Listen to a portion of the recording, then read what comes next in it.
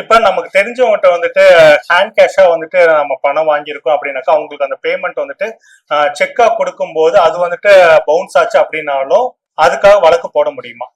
தாராளமா. கடன் ஆஸ்பெக்ட்ல நீங்க ஃப்ரெண்டுக்கு கொடுத்திருந்தாலும் சரி, தேர்ட் பார்ட்டி கொடுத்திருந்தாலும் சரி, கடன் கடன் தான். சோ அந்த கடனுக்கு உண்டான அமௌண்ட்டை திருப்பி கொடுக்கிற மெத்தடு அந்த கன்சர்ன் பர்சன் செக்ல சூஸ் பண்ணாங்க அப்படின்னா, அந்த கடனுக்காக கொடுத்த செக் பவுன்ஸ் ஆச்சுன்னா ஆட்டோமேட்டிக்கா அது டிஸ்ஆனர் செக்குங்கிற வழக்கு கீழே கண்டிப்பா உங்களை சார்ஜ் பண்ண முடியும்.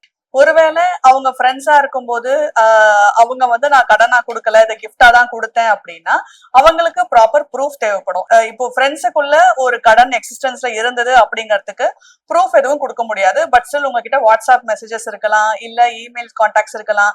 அந்த மாதிரி நீங்க பேமெண்ட் பண்ண மெத்தட் ஆன்லைன் டிரான்ஸ்பரா இருக்கலாம். அந்த அமௌண்ட் இவங்க கொடுக்கல அப்படின்னா ஆப்போசிட் பார்ட்டி நான் கேஷ்ல கொடுத்துட்டேன் அப்படின்னு சொல்லும்போது நம்ம கிட்ட எந்த டிஃபென்ஸும் இருக்காது. சோ முதல்ல ஃப்ரெண்ட்லி கடனா இருந்தாலும் சரி, நெய்பர்ஸா இருந்தாலும் சரி, இல்ல தேர்ட் பார்ட்டி மூலமா நீங்க வாங்குற ஃபார்மல் லோனா இருந்தாலும் சரி, எதுனாலும் நீங்க ப்ராப்பரா டாக்குமெண்ட் பண்ணிக்கோங்க. உங்களுக்கு அப்பதான் ரெக்கவரி ஈஸியா இருக்கும். ஃப்ரெண்ட் நீட் எப்பவுமே கரெக்ட் தான், பட் நமக்கு எல்லாரும் ஒரே மாதிரி இருப்பாங்கன்னு கேரண்டி இல்லை.